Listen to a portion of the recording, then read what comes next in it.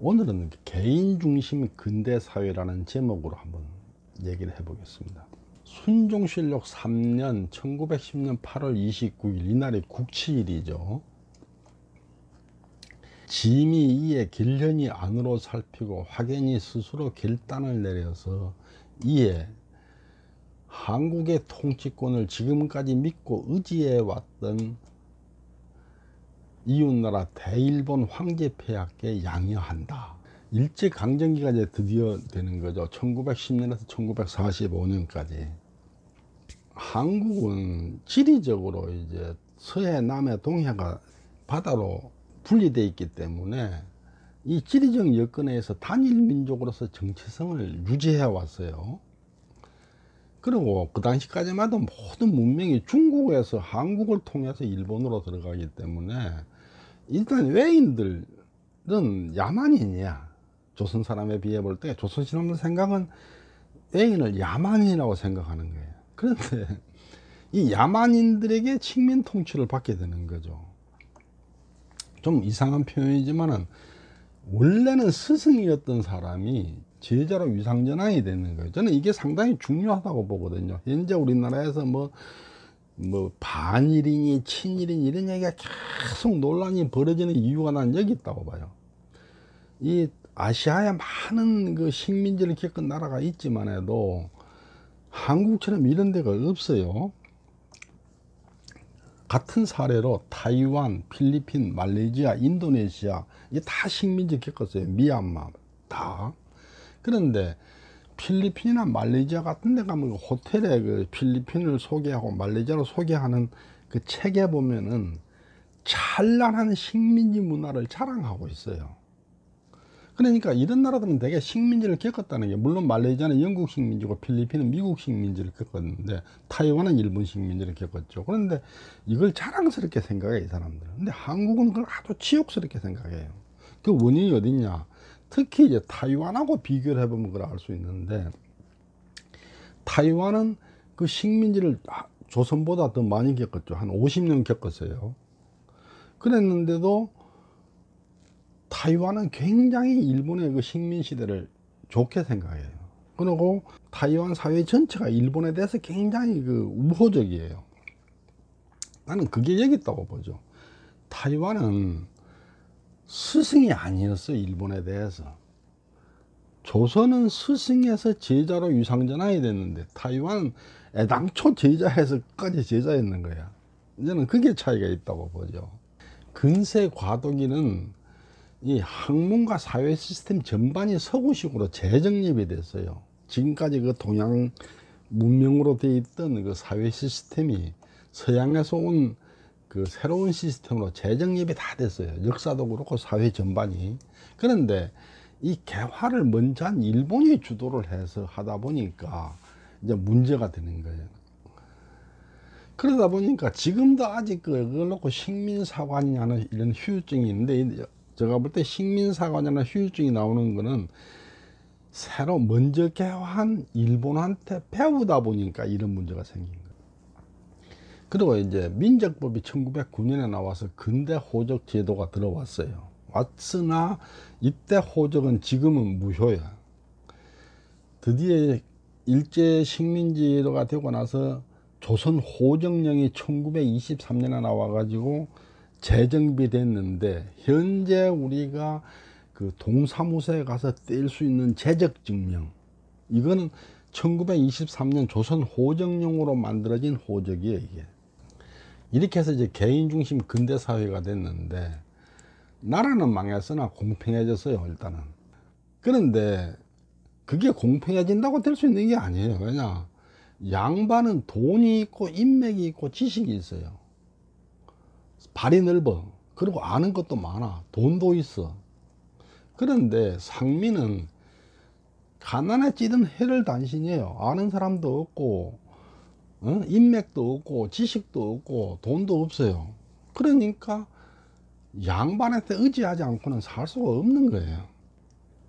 그래서 이제 이 이후로 이제 양반하고 천민하고 사이에 갈등이 많이 벌어지는데, 대부분이 양반이 도발을 해요. 천민이 도발하는 게 아니라, 우리 생각에는 천민이 이제 양반하고 같이 이제 그 평균화됐으니까 천민이 도발을 해갖고 양반하고 싸울 것 같은데 그게 아니고 양반이 도발을 해갖고 천민하고 싸우는 거예요. 동아일보 1922년 8월 31일자에 보면은 야학을 방해하는 양반. 근데 상놈을 가르치면 양반이 양반 노릇을 할 수 없다.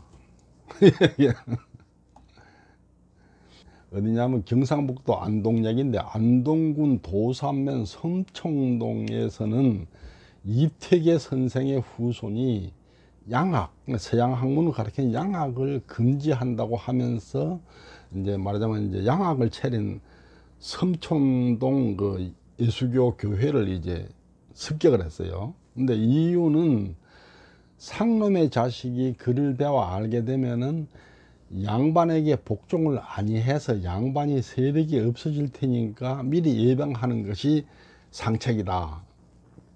1924년 7월 18일자에 보면은 농민이 격투를 했는데 양반 상놈 문제로 싸웠다. 27년 8월 8일자에는 양반 무시한다고 한 가문이 작당을 해서 구타를 했다. 아전 다녔다 해서, 그러니까 아전했던 사람을 양반 가문에서 작당해서 구타를 했던 얘기죠. 상놈에게 존경한다고 야학 선생을 구타를 했다. 자기 종중 자질들, 자질이란 거는 아들 조카들인데 봉화 박시문 중에서 이런 해괴한 소동을 벌였다. 선생이 상놈한테 존칭어를 썼다 이거지. 그러면 안 된다 이 얘기죠. 1933년 4월 9일자에는 상민이 당선은 면회 수치다. 양반이 작당해서 폭행을 했다. 그러니까 상민이 그 면장이나 면의원, 시의원으로 당선되는 것은 그 면회 수치다. 그래서 양반들이 작당해서 폭행을 했다는 거예요. 양반은 인맥으로 권력에 접근해 있어요. 그래 법적으로 뭐 양반 상놈이 없지만 해도 영향력은 그대로 있는 거야. 그리고 현장에서는 법보다는 완력이 우선이죠. 그래 이제 양반들도 이 기득권을 유지하기 위해서 단체 행동을 벌이게 되는 거죠. 유전이면 다 돈이 있으면 다 양반이냐. 근데 금품을 받고 양반을 만든다고 거제 유림의 추태 백출 그랬는데 소위 자격 심사의 본의를 떠나서 물질 진공의 성부에 의해서 단자를 혹태혹수 어떤 때는 받아주고 어떤 때는 안 받아준다 하는데 무지한 우민들이 갑은 주력으로 그러니까 주력이 술하고 고기로 이런 채밀로 채라면 채소와 그 꿀로서 수단을 액을 복걸한다. 그 양반들은 어떤 상황이었느냐를 한번 보면은 양반이라는 법적 지위는 없어요. 더 이상 법이 보호해 주질 않아. 그러지만은 유림이란 이름으로 단체를 구성하는 거죠. 그리고 이제 향교를 중심으로 종중을 중심으로 단계를 해요. 그래서 향촌에서 영향력은 그대로 살아있게 되는 거죠. 이거 이제 동아일보 1930년 2월 11일에 보면은 양반과 유림이 각 도별로 통계가 나와 있어요. 양반은 54,200호고 유림은 357,000호. 양반은 5만 호밖에 안 되는데 유림은 35만, 얼추 한 7배 된다는 얘기죠. 중추원이 옛날 귀족과 특권 계급의 후예를 수용하고 귀족이 구제 사업을 시작한 총독부에서는 아직도 그 존재를 인정해서 통계를 내놨다. 근데 잘 안 보이기 때문에 제가 정리를 해봤는데 양반 가문 숫자가 충남에 22,000, 경북에 13,000, 충북 5,800, 전북 2,000, 경기도 1,800 쭉 해가지고 이 전남이 1,700, 경남이 1,290 하고 뭐 내려가면 여기는 이제 뭐 한 100단위로 떨어져 버려요. 이렇게 엄청나게 차이가 나요. 이쪽하고 충남이나 경북하고 경북 충남에 양반이 많다는 얘기죠. 그리고 이제 유림을 보면은 이게 양반하고 전혀 달라요. 경북이 52,000, 전남이 45,000. 아, 전남이 아까 양반은 적었잖아요. 함남은 엄청 적었는데 42,000 이렇게 나와서 이걸 제가 두 개를 비교를 해 봤는데, 유림 가문이 양반 가문의 몇 배냐? 평북이 115배, 평남이 95배.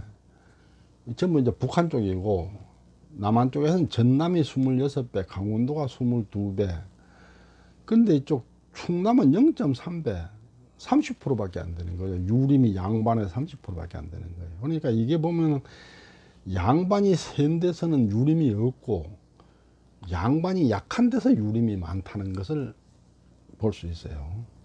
개인주의 근대사회로 바뀌면서 구도덕하고 신도덕이 충돌을 하게 돼요. 지금까지 가문 중심에서 이제 개인 중심으로 바뀌는 거예요. 그러다 보니 이제 관원상제 같은 데서도 막 충돌을 하고, 조상 숭배와 미신 사이에서도 충돌을 하게 되고, 자유위원회와 그 가문의 이상 반상차별 뭐 이런 걸로도 문제가 되는 거죠. 치열한 구도덕의 반동 그랬는데, 신주 소각의 재청 파괴, 왼편의 왼편 다름질하는 무서운 민중, 작용화 된다 이런 얘기죠. 신주 족보를 불사르고 상청까지 파괴한다. 전남 완도군 소완도 노동회의 행동. 1929년 8월 6일자에 보면은 문중모욕이라고 작당해서 폭행코 처형을 했다. 33년 3월 15일에는 종성권은 법적으로 근거가 호무다. 호무랑 털끝만큼도 없다 이 말이죠. 상속권하고는 전혀 별개의 것이다. 37년 10월 18일자에는 상놈하고 연애한다고 여식을 감금 소동을 벌였다. 안변해서 웃지 못할 넌센스다.